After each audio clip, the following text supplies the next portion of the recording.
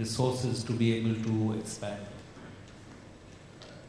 I can give an economic answer from a businessman standpoint. What happens in the boardroom when you look at the stuff, or we can give a general view of what is holding us back as a country.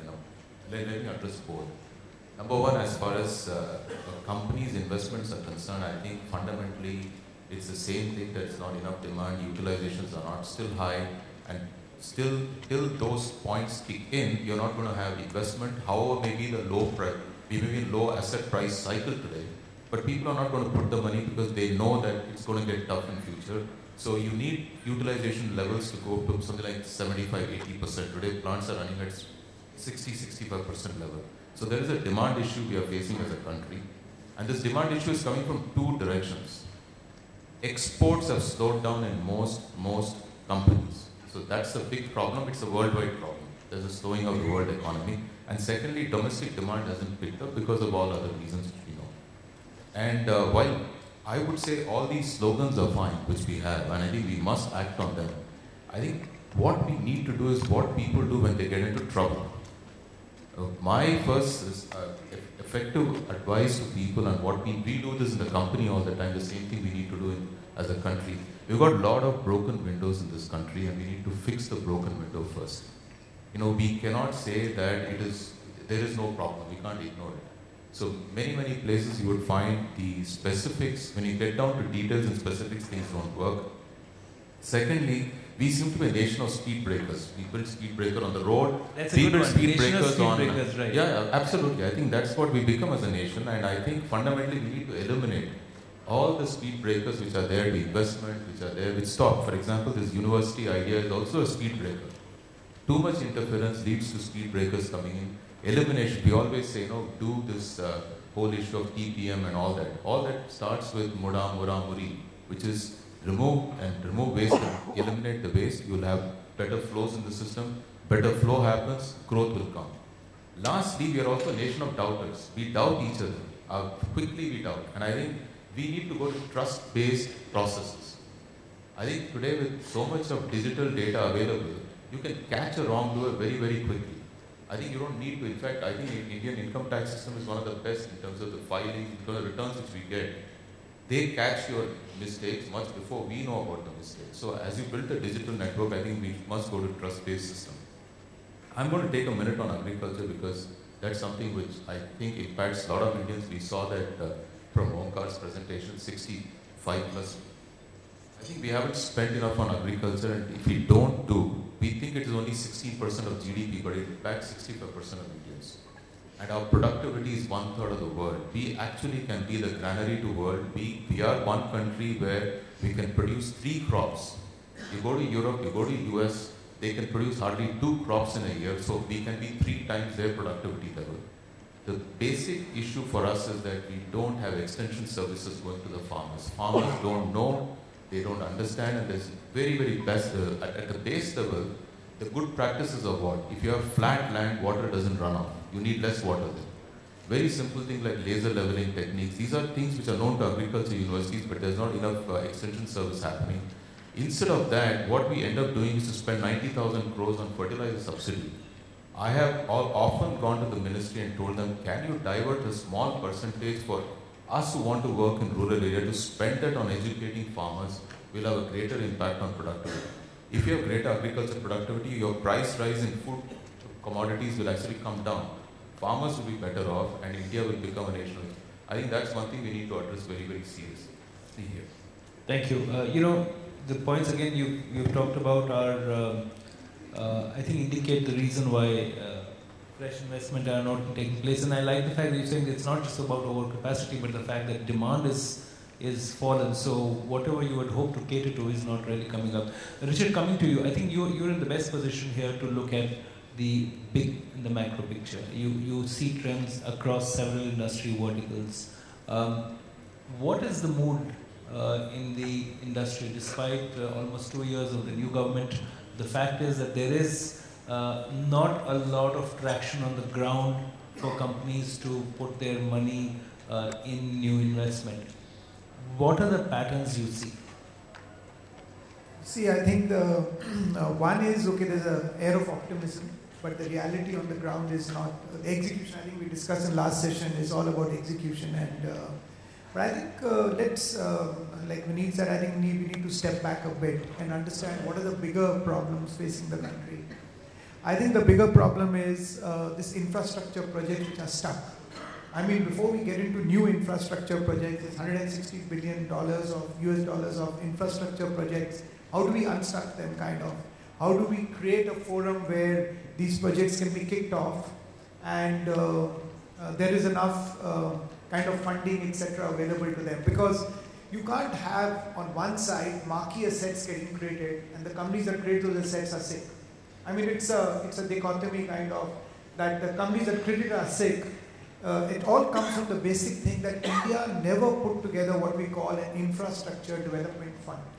You can't do infrastructure with short-term funding. You know, like 5 years got to pay it back. All infrastructure projects are long-term. I think it's not too late. We can still look at it. We have got the advantage of the oil price reduction in price. Why can't we use the money which is coming out of there, the saving that you're getting out of there? Because you're saving two things. One, you're saving on the oil price per se. You're saving on the subsidy. So you're having a double whammy actually on there. So how do you actually use that money to fund two? One is investment infrastructure, and I would say agricultural infrastructure. So while you create all the awareness in the agricultural sector, like Mukundan said, but you also need a huge amount of investment into agricultural infrastructure. I think these two, because the rural demand is dried up, as we heard in the last session, we're hearing it now, rural demand is drying up, so you need to induce that kind of investment out there. So I think both. Once we get the investment right, we need a taxation regime that is consistent. We can't have a tax regime that is, you know, on one side, you keep saying, I mean, the government has made a statement, no retrospective tax, and then next day you read in the paper, Vodafone gets a demand of 2.1 billion. So you can't have the left hand doesn't know what the right hand does. I think one needs to have a consistent tax policy, which see, nobody's got a problem in paying taxes. I think what people need is consistency of the policy and knowing that it's going to get implemented across. I mean, take the poem, the rules which are there, the REITs which came in. Nobody's investing because I mean, there are so many speed breakers. I mean, if I use your word. If I can, Richard, I ask you this point. You know, there's a ease of doing business which we need to refer to, but there's also the cost of doing business. But today you have the situation where, thanks to the fuel price reduction, the cost for a lot of inputs is reducing. Is that an impact which can be leveraged by business today? Can be leveraged, but the point is there is no demand at the moment. So how do you induce demand? You induce demand by building consumption, putting money back into people's hands, because people don't have the money, they can't spend, and so Mukundan is talking 65. I've seen companies have got 50%, 40% capacity utilization.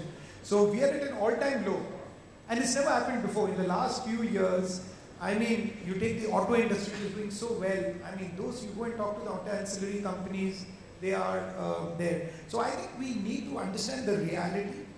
We need to induce funds, and I think we need to look at the big other one, I would say, because we are talking of this Make in India, a lot of it is going to come out of defense production. Why can't we not allow that 30% offset being put into infrastructure and agricultural infrastructure? Why is only in defense? Why can't that 30% not be utilized in these two areas? Because other one, why are we shying away from real estate? I mean, real estate is the maximum creator of unskilled labor, unskilled employment.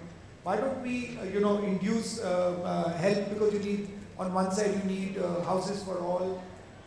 It'll create a lot of employment. Retail is another area which, we should open up. We should not create these artificial barriers that we create, whether education, healthcare, retail, which will create a huge amount of employment, get a better price return to the agriculturist at that point. Employment is a very important point, Richard. And Vineet, I'll link it to what you said earlier. Essentially, what you were referring to in the 4 points that you made is about disruption. Disruption in the way that one thinks, disruption in the way that policy making is done. But I think this word has come up in the last few months, and it's scaring most boardrooms. Because some disruption is happening, and a lot of it is because of technology. And then you're saying that we should also have policy changes and a completely new mindset. Isn't that going to freeze most boardrooms into inaction and wait for things to, improve or some clarity to emerge before they take a decision? I think Mukundan said something which, and you also said something which is a red signal in every board. The domestic demands are down. Boards are not seeing any initiative or anything which is happening in the economy which is going to drive the domestic demands up. Therefore, the boards have moved away from trying to increase revenues into trying to reduce cost, trying to reduce investments. Therefore, we are in a cycle which is spiraling downwards. It is not spiraling upwards. Now, within all this, there is another thing which you are rightly saying, which is technology is disrupting most of the business models. Now, whether it is supply chain business models, whether it is customer experience business models, whether it is healthcare business models, all business models. To try and respond to the technology business models, you would need significant amount of investment to redo your businesses, to move away from brick and mortar. For example, take a bank. Today you have Kotak Bank, which is significantly more valued than Deutsche Bank. It is unheard of. You have HDFC Bank, which is significantly more valued than most of the global banks. Now, once you have that, then these banks, instead of worrying about domestic demand, have to make significant investment to become globally competitive and expand themselves globally. Therefore, if these boards decide that there's not much which is going to happen in India, we can't do anything, we can't create the demand, and therefore can we take exports and can we take some market share away from somebody else in the export, because most of them are stuck with old technology. And therefore, can we find some investable dollars, invest in technology, disrupt the way the service is delivered, or disrupt the way the product is manufactured, and leveraging that, gain market share globally. This is what pharma companies are doing. So you're saying that boardrooms are not going to take a decision because they don't have the money to act on this disruption, and that will not happen until demand picks up. So really, they're going to be just waiting. Most boardrooms are going to do that. Some boardrooms who have the cash, for example, pharma companies have a lot of cash, IT companies have a lot of cash. Some companies which have the cash but don't have the guts or the capability or the management capability to take export-oriented decisions are not going to take it. But some companies, I believe, are going to break away from India-dominated business because of the pin on which we are sitting. I'm going to bring Mukundan and not ask him whether you have cash or not. But Mukundan, what is going to spur a board today? So demand is something which you can't control, right? How can you then take an action? Are you just going to wait? And not just about your company, but what do you see as driving change at the board? So I would just want to sort of qualify, all of us sitting on this panel here, many people here are all optimists. Otherwise, we won't come to a function like this to hear a story that it's not going to be good. But let me first start with the cash. We have in our books almost, we are a small fertilizer company, 6,000 crore which government owes us. It's our money, and it doesn't get paid, and it's consistently growing every year. And we are servicing the farmer, and the government owes about 30,000-40,000 crores to the entire industry. So we are almost banking the government today. That's the reality. Let's leave that aside. As far as I hope you are helping in writing the budget then. No, I really wish. But the only issue I would certainly say is that if you look at companies, we are certainly hoping for some sweet spots to come. Number one, I think this pay commission and the OROC is going to put some more money in people's hand. We do think it's going to spur demand. So I think that's one sign we're looking for. We don't know how well it will be done. We are looking for some signals in this budget in terms of removing some roadblocks, smoothing everything. If you look at companies and countries, they just need three things. It's not a big rocket science. Enough research has been done. First one is have a compelling vision. You need to have a compelling vision what you want to achieve. Second is you need a productive paranoia, where you're paranoid but in a productive way. And last is relentless execution. We have a compelling vision in this country. I must tell you, our constitution, when you read it, it reads like a lovely document. You can't get a more visionary document than our constitution. And I'm really, really proud that we have a constitution that we have. But having said that, from there when we go to having productive, that's where we fail. We always feel good. In fact, there was a Johari window. All our management students, you would have heard this whole concept of Johari window. How the world thinks about you and how you think about yourself. There was a study done on countries. 2 countries in the world had highest disparity, that they thought much higher about themselves than what the world thought about them. And those 2 countries were India and Colombia. Whereas countries like UK, Japan actually thought themselves poorly than what the world thought of them. So I think that tells you a disconnect in our mind.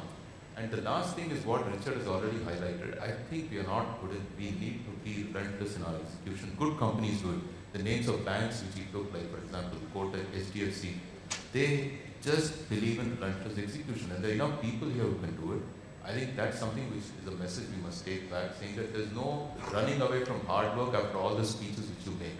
Hard work begins. That's a good point. Richard, I'm going to ask you about some of the work that KPMG has done, and it derives from what you said earlier. While we know what is not being done in execution, but I know KPMG works a lot with state governments, and there's a lot of change and effort on to reduce the problems and improve the climate for fresh investments. Give us a sense of what's really working at the state level, because at the national level we tend to get a bit pessimistic, so we have to bring that optimism at the regional level.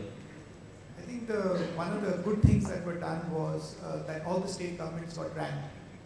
So in a way, on a broad level, on the World Bank ranking scheme, on the same scheme, all state governments got ranked 1 to 30, whatever it is. So it gave a wake-up call to a lot of state governments. And wherever we are dealing with the state governments, we deal with about 7 or 8 of them. We find the chief ministers to be very forward-looking. The vision is there. Even at the state government level, the vision is there. Like at the country level, the vision is there. I think the vision is there. And what is now getting done, see, some of the work is definitely happening, but it is like plumbing, you don't see it. So it is happening in the background. It will all come out at some point of time as it gets in. But because the problem is so enormous, the impact that it's going to have is going to be very slow, and it's going to take its time to get it done there. But at the, if we look, actually our latest report, if you look at that latest report which got released by the Prime Minister, actually gives all the reforms that the current government has put together at one place. Nowhere has the government actually documented it as much as got documented in this report. I think that report, I'm not saying this is a KPMG report, a lot of effort has gone into it. It's worth reading that report to understand what the government has done in terms of reform. And that is the India Source report, so maybe that is one area which one could look at. The other one which I would definitely talk, when we spoke about this technology, we spoke about Internet of Things or the 4th Industrial Revolution, which got very touted at Davos, and what is happening. I think we cannot run away from it, because that is going to breathe a lot of automation. And taking Vineet's point, okay, manufacturing is good, but if manufacturing is going to be robotic, then where are the jobs going to get created out there? And I think it's time, and I think it's really important, because I don't have an answer to it. But I think government, civil society and industry would need to come together and say, how do we look at this job problem that is going to come up in India? Because you get 15 million people coming into the job force, into the workforce every year. Where will you employ them? If you are one side to start cutting jobs, take the IT industry. They themselves are talking about automation coming in now. Do we need these big workforces? So everywhere the issue is coming up with automation overtaking our life, everybody is saying that, how do I reduce my cost of customer acquisition? How do I improve my customer experience? And everybody is using technology. Technology is not limited to startups. It's not limited to e-commerce. It's moving into brick and mortar in a big way. Why can't we not take the late mover advantage and bring technology into our infrastructure and get it at a much different level than what other countries have got? We have got the advantage. That's the advantage of the IoT, what is happening. We have got the young population who understand technology to do it. But the point is, how do we actually go and execute it? We need the ecosystem for it. Startup policy is good, but we need the policy to implement it. True. So we need the ecosystem. Actually, that is what is it. I just want to add a very important point you asked, which is the state governments. And this is very interesting, because all my life I've been only working with the central government. At Sampark Foundation, a quick background, we have started working with the state government of Chhattisgarh and Uttarakhand. We work with 50,000 schools, cover 3 million children, and work with them in all primary classes teaching maths and English through 250,000 teachers. When we started working with the state government, I think the Chhattisgarh ranking is 25 and Uttarakhand ranking is 32 in the global ranking, and the average statistics was 82% of the children in grade 5 can't add and subtract and can't speak simple English words. We started the journey with these two governments about 3 years ago, and I can tell you today, the state government, because we brought technology in, we brought teaching in, training in, and all stuff. Today, the chief ministers of those two states monitor the learning outcome of every child, all 3 million children, which is all IT, it culminates into a visual board in front of him.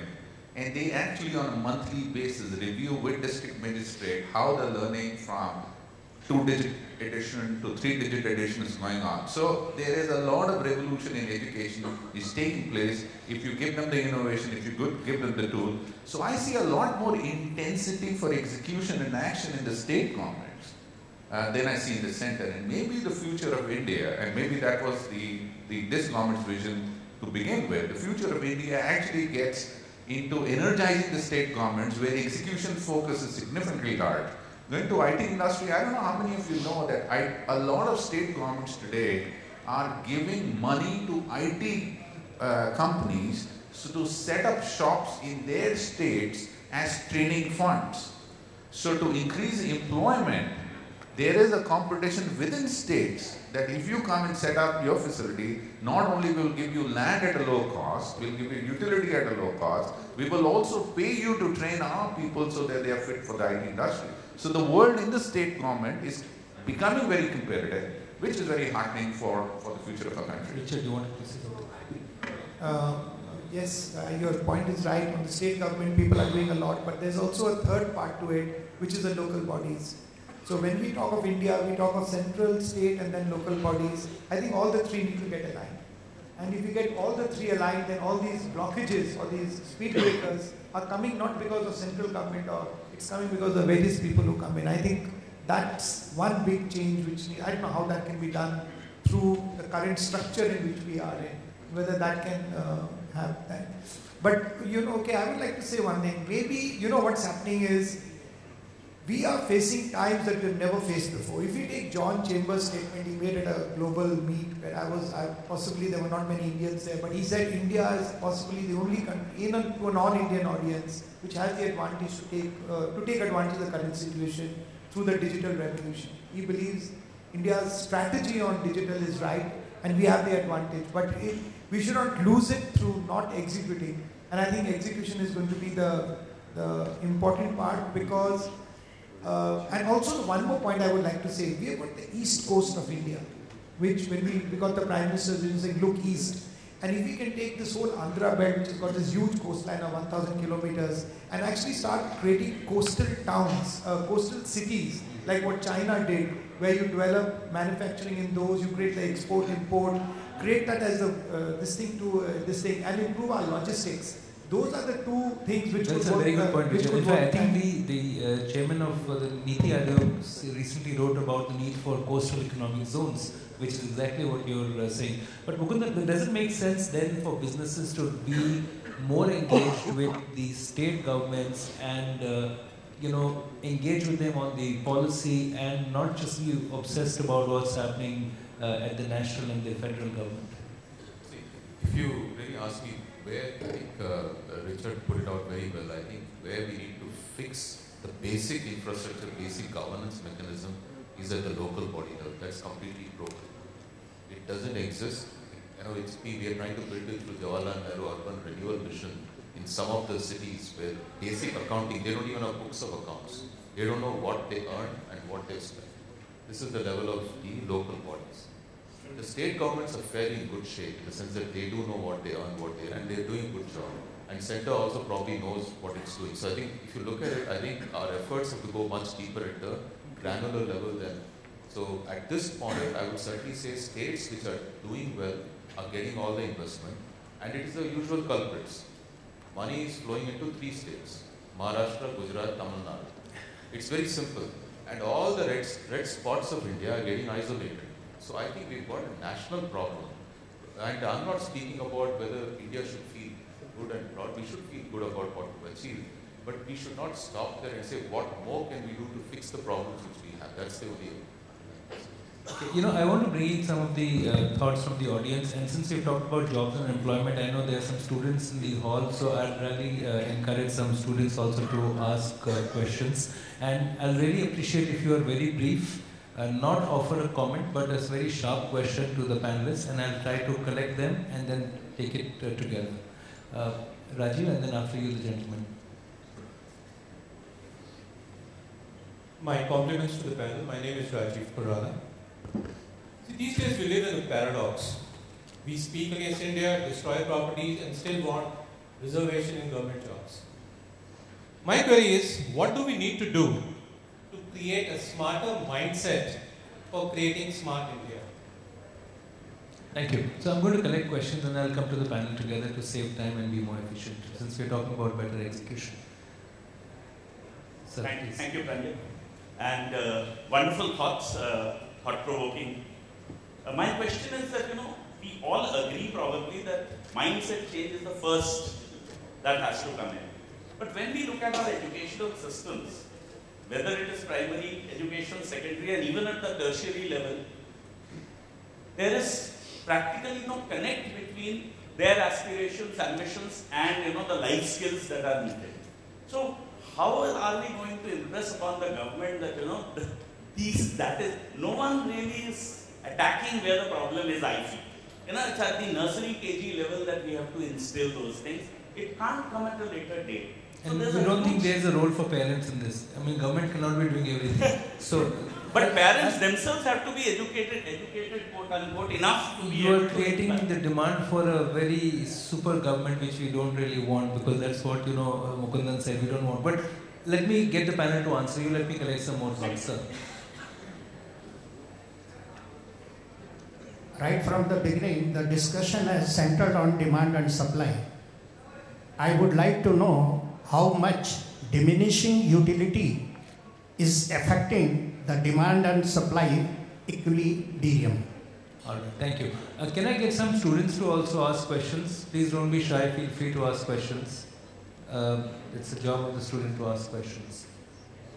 Right, madam, and then I'll come to the gentleman in the back. Thank you, sir. Sir, if Make in India idea gets more of ventures like 251 rupees smartphone, don't you think investment options, sentiments would rather be crushed? Sorry, I don't think I understood the question. So my idea is, when Make in India, which is promoting all sorts of startups, and then an idea comes like 251 rupees smartphone, don't you think investment sentiments, they would be crushed? They would get a Firstly, vaccine. I think that project itself is under question in a way. Second is that if new innovation comes and brings cost down for any product, I don't think that's going to crush investment. The gentleman at the back, please. Sir, yes. 1 second, let me come to the gentleman there. Yes, I have got a question about the governance. In government, we know that there are 3 agencies. One is government servant, second is politician, and third is judicial system. Somehow, as per my experience, I feel none of them is having any accountability. The accountability lies only with the taxpayers. That is my observation. You may comment. Thank you. And second thing, we know in the case of SME, what type of problem or harassment they feel. I am yet to see a SME which doesn't pay the bribe to the labor department or VAT department or excise department.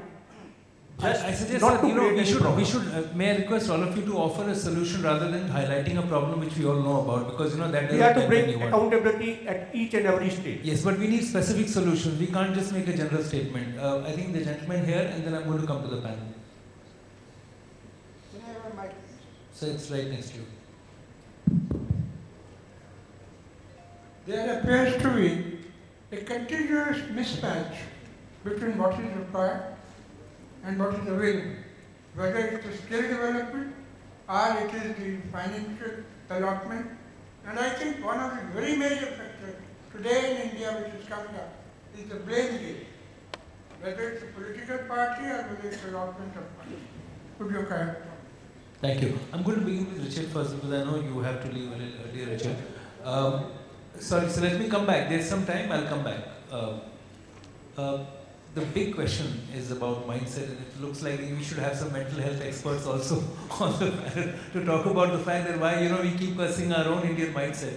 But it's really about mindset, about the focus on delivering. How do you see these thoughts? See, I think the mindset change, you're right. I mean, we can't have government coming and saying, no, you change the mindset of people. I think that is what I think each of us need to work on at our own family level, and start at school at the younger age. But when we look at it, is that education system good enough where children can go to study? Because what we are talking is urban India, where schools are good and you go and you get all that advantage. So I think what we need to get done is get our basic education right. I think when we talk of all these smart cities and all, I think we should first talk of how do we get our basics right first. Because if we get that basic education right of the children and they grow up in a different environment, I'll just give you that small example. And I remember 2-3 years back this campaign which came on Diwali, and the school children were told that it creates pollution, it creates this, we should not do it. And they went and told their parents, we don't want to burst crackers, and So I think they can be a great influencer and they can grow up in an environment. And we heard somebody, I think the general talk about loyalty and integrity. I think these are very important. You talk of corruption, because from very young age, if at the school level these things are imbibed into people, I think they will grow up living in these kind of values. So I think the value system, which is so good for India actually, the strong for which we are known for, it doesn't come. I think it has to change there. And I think all of us need to take accountability for it also, how we can actually contribute. Like Vineet is saying, through his foundation, he's actually touching so many lives. I mean, if people who have got the power and influence to be able to do it, what are we doing to actually make it happen? Just not leave everything to the government, because then you'll be a government-run state and then you'll say, okay, we are controlled, we are this. So I think, the CSR, for whatever negative thing it's got, maybe this could be used in a big way to actually bring about this change which we are talking. But we need that one vision statement. Everybody saying, okay, now all this money is going to go into this area. Suppose we say that there are these 2 or 3 areas you want to tackle, this 28,000, 30,000 crores or whatever that CSR money, how is it going to be utilized in these areas? Maybe that is something which can be done as one kind of thing instead of everybody doing their small bits. True, and I think, on the piece of education, my personal recommendation is that we should remove the subsidy from higher education and put it all in primary education, because, once that is in place, and higher education market forces can come and take a play. But Mukundan, do you want to react to any of these things? See, I think I'm going to go back to basics and fundamentally say that mindsets don't change by thinking about mindset, by doing and acting. It doesn't change by just thinking and sitting. And I'll give a simple example that, fundamentally when you look at, we are sitting here, our own example, we are sitting here, we want to say, let's use less of plastics. It doesn't make us paying attention to details saying that we will keep, instead of this bottled water in jugs. It doesn't cost us much. If you want to use less electricity, it doesn't cost us much to tell the hotel to say that turn up the temperature to 24 degrees so that we feel better. Why are we spending so much on air conditioning, feeling cold in this room? Actually, I'm shivering right now. The air conditioning class. It's helping no one. These are simple little steps. And I want to speak about simple little steps, how it can be led from the top. And this is none less than Prime Minister's office. Prime Minister's office, I'm going to take a very trivial example which I've seen happen in front of my eyes. And this is something the project has just finished. 10,000 daily dark comes to PMO. It is simply changing from, bless my son, to, my dues were not paid. It's as simple as that. There are 9 people handling it. There are 90 different codes these dark goes. And it used to take 2 months. There was a project done which has just got finished about 2 months ago. Under the new PM, actually the number of dark has increased. It's gone to 50,000 now. So that tells you the amount of mail he gets. Any dark coming before 2 PM actually leaves the office by 5. It is digitized and reaches the whichever relevant ministry it has reached, and they follow up. And if a dark comes after 2, it goes next day morning before 11. It's the same number of people doing 60 times faster, 5 times the dark in half the space. We actually created more space there. Now, we had a presentation to the rest of the ministry to say this is the kind of work you can do by using what we call a total productive management, what engineers do day to day in the plant. You can speed up a process. there was firstly complete view that this can't be done, but some started to change. So I think we've got to drive change through little steps, nitty-gritties. It is not about, as a country, we've got a great accompanying vision, but I think we forget the details. I think that is where we need to get to and act. Every department needs to act, every area needs to act, and they can do what is within their sphere of control. What I would say can be an outcome of this is that people leave this workshop and do whatever they can influence in their sphere of control. Just take that little step to help this country, rather than expect the government to change. Good point, Mukundan, great example too. So, since we are talking about mindset, I'm going to give you a very simple example which happened. Two examples actually. So, we work with a women group in tribal areas in Chhattisgarh, and I happened to live in village for a couple of days doing what we call a vision workshop. So the big problem in this village, like in most villages, is there's no electricity, but there's a lot of alcohol, and because of the alcohol, there's a lot of wife beating, there is lawlessness, and the police doesn't really care, and there is no school. So these women came up with a vision document, and there were 21 of them, and I still have a video which I put on YouTube.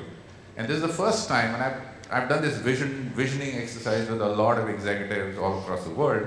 And this is the first time the vision document started with, and I'm going to say this in Hindi, the year is 1990,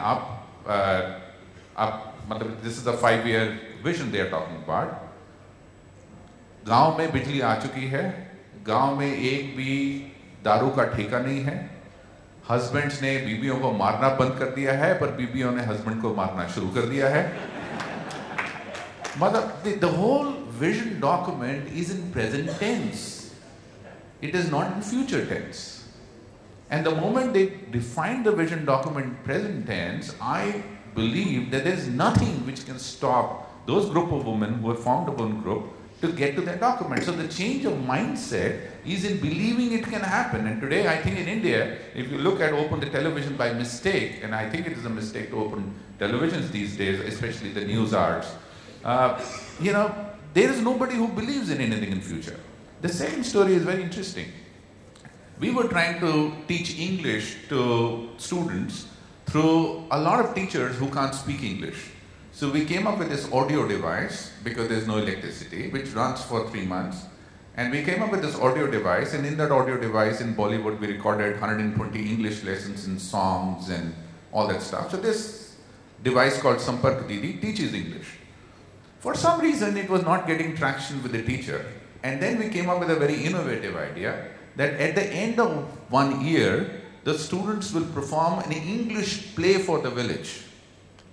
Right? So the device is there, everything is there, the students will perform an English play. That changed everything.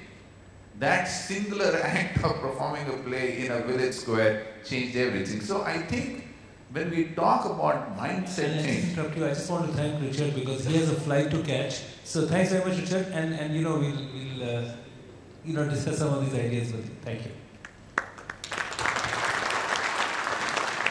Sorry, please go. So I was just summarizing. So I think when we talk about mindset change, there are 3 things which needs to be done. Number 1, we need to believe it would happen. Number 2, we need to take the initiative and not ask somebody else to take the initiative. Number 3, it all starts with a small step, not a big step.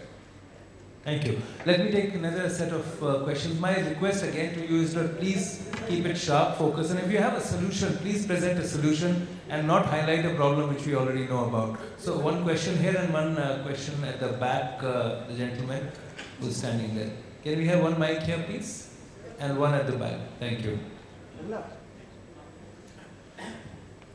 My question is to Mr. Mukundan regarding a speed breaker and national breaker. Can you introduce yourself also? I am Manjul. I am member of AIMA. There is 2 words, Mianzi and Zhuangzi in China. Mianzi for face and Guanzi for connection. If you have these two things, you will overcome the problem of national barrier and speed breaker. Do you think some same kind of environment prevailing in India? Thank you. Let me go to the gentleman at the back. Sir, please, hey, I'll come to you and then, just a minute. The gentleman was waiting from earlier. Please go ahead, sir. Please go ahead. I'm Lakshmi Kumar. I'm an economist also. all of you will agree there is a huge demand which is going to be created because our present government has taken many initiatives like Smart India, Smart Cities, and a lot of highways, building, so many things.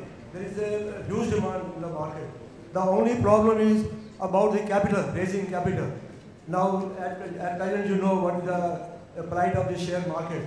And this can only be solved, though it is integration in the global economy. But there has to be change in they have to create a favorable political climate also to pass the various bills. Because simply so many bills have to be passed, telling that bills have to be passed. What is the point, sir? My point is that favorable political climate has to be created so that there is going to be a growth and the bills are passed. Thank you. At the back, please. Right at the back. Right at the back. Good afternoon, everyone. My question is, can you introduce yourself? I am Anirban Sarkar. My question is, we have seen in the past that most developed economies has gone through this cycle of development, which was agricultural, manufacturing. Go back and focus on manufacturing. Can we not become? You're making it sound that there is no manufacturing happening in the country. I don't think that's true. No, I'm not saying that. I'm saying that. We have probably bypassed that manufacturing-oriented economy to service-oriented economy faster than most other countries. Okay, so I'll come to the panel. One final question and thought right at the back. That over there, please. Please stand up so that we can see you. Thank you. Sir, I'm Richa from Asian Business School. Sir, actually, I want to ask that we are youngsters and future of our country. So, sir, I would like to know that how your youth and we can all this and pressure to achieve the goals. The pressure to achieve those? Yes, sir. Just for working MNCs, sir. Just you are MD and CEO. So, how can you manage all this stress and pressure in your company and what we do for that? Okay, excellent. So I think you have to work hard now. But any other question from any of the students? Because that's the last question I'm going to take. Okay, the students are very, very tame. I'm not very happy about that. But let me come and Mukundan on this. Vineet, would you like to start?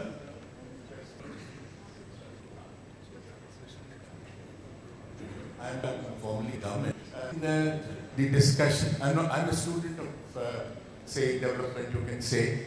I must confess I'm not an economist, but the question is of growth, energizing growth, and changing a mindset. We are told, as a non-economist, we feel or we call it as what is called that we are democracy, but a federal democracy, which has said that if there is any example of growth, and which is a federal democracy. I think, sir, you missed the best economist who was on the dais to this question. You may not be able to make up that gap. Then, Mukundan, maybe on the speed breaker, if you'd like to talk about that. The question was about speed breaker and how do we manage that? I think each one of us has to sort of highlight and sort of handle it at very, very granular level, and this must be done by pressure on the government and government becoming aware and making changes. And some of us also create the speed breaker. I think if your friend is creating a speed breaker, we are part of a network, by the way, and you said network connection. The way I read that was, if you find a friend or someone thinking in that diabolical manner, please counsel him and stop him, make him stop him. But instead of that, our view is that can I also join him and make even more? I think that's when the problem starts, that everybody joins the bandwagon. So there were two more themes which I'll come to Vineet also. One was about the focus on manufacturing, is that misplaced? And this question from the student about how do you manage stress, what advice you'll have to students who want to aspire to your job in a few years? I think firstly on this Make in India, I'm just not going to stop at Make in India, but I really think if we have to employ so many people going forward, there's no running away from the fact that the statistics are loaded in favor of SMEs.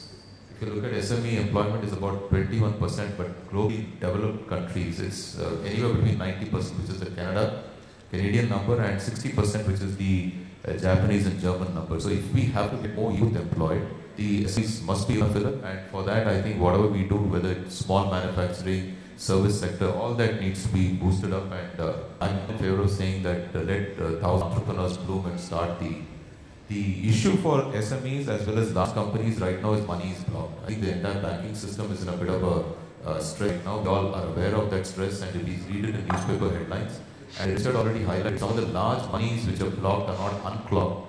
We will not have the money flowing, and it will not flow into this. If the cycle starts, I think the thing will clog itself.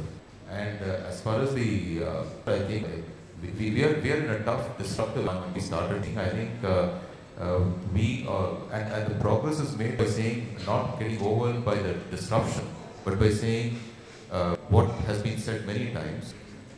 When you don't know the answer is not to run away, but to learn. So I think constantly learning and smiling is the answer to everything. That's a very good answer too. Thank you. So I think let me start with the manufacturing and arguing this case from a different side. If you look last decade, we created about 4 million new jobs, 3 million were created with this. It has a huge potential and within its potential. The question is what we have done in the past to really happen. On the other side, we have 15 million new jobs and at best we give only 1 million of in job. So the problem is here and now. Now, if you do ease of doing business for the SME by removing the inspector rod, yes, it will become easier, their cash flow will become simpler, they will grow by 10-20%. But I don't think that's going to solve the India problem, and that's what I think what that gentleman was attempting to say, that it is too late. We need to solve it, there is no doubt about it. But that will take our percentage of GDP from 22 to 25. I think we need as a country some big ideas, some big moves, some big rocks. And that if you see in the last 2 decades, or the last 1 decade, there are 3 big rocks which have moved. The first was IT, which is $100 billion in export. Second is pharma, which is almost $50 billion now. And the third is all the e-commerce, which is more domestic oriented, which is creating a significant amount of wealth. These are 3 what I call mega industries which have created. All of them, except the first one, and they also, if they have to survive, have to be export focused, have export focus. So now the question is, what does India have to export? It has labor, low cost labor, it has land, it has utility.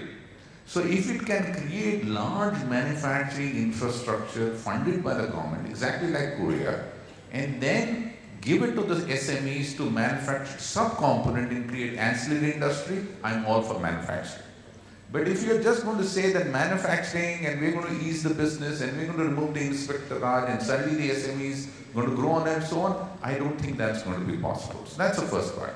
And the second part on the services sector, the gentleman said it very, very well.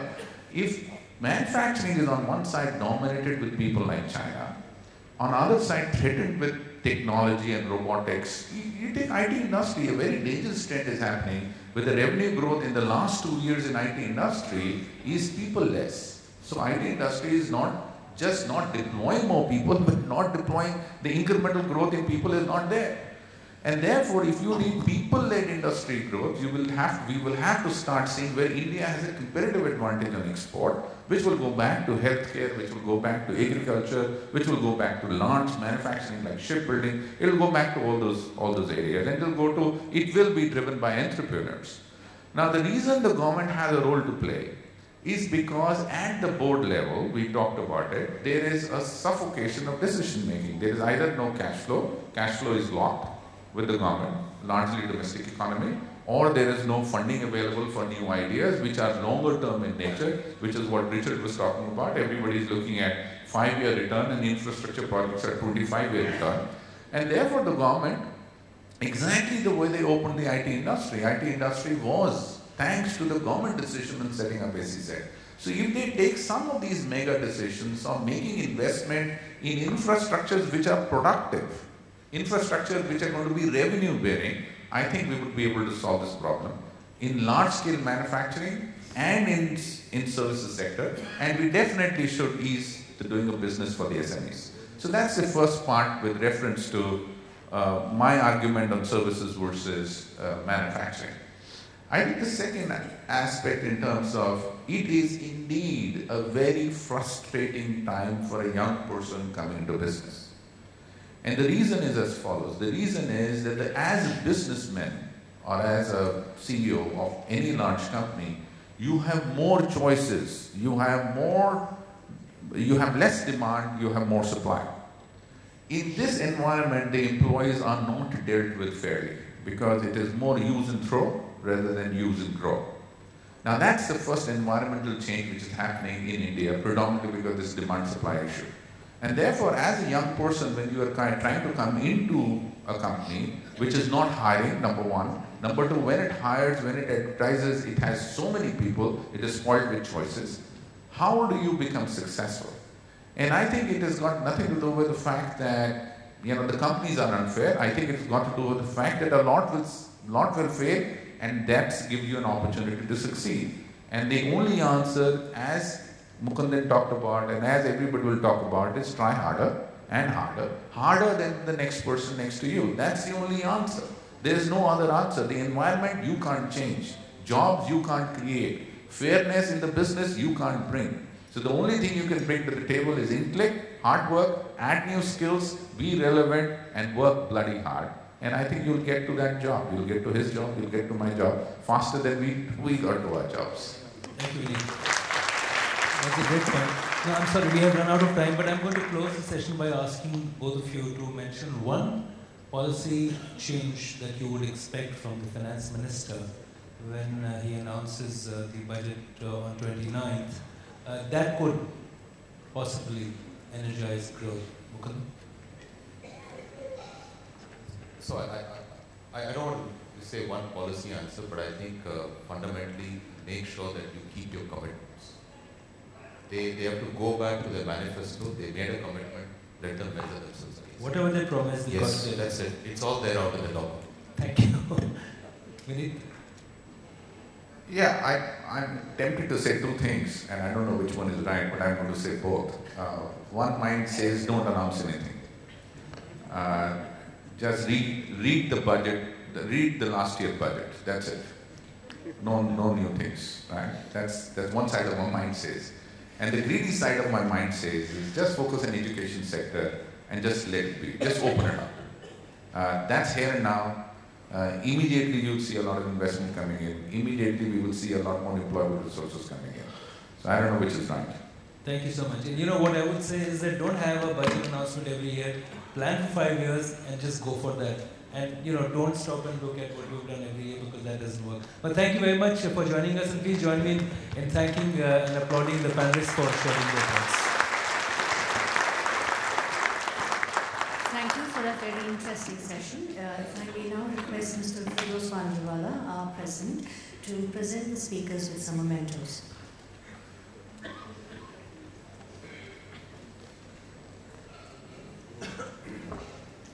Thank you, sir. If you could present a memento to Mr. Vineet Nayar.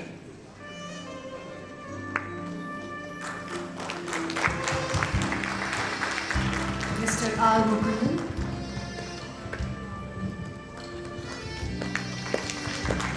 And Mr. Pranjal Sharma.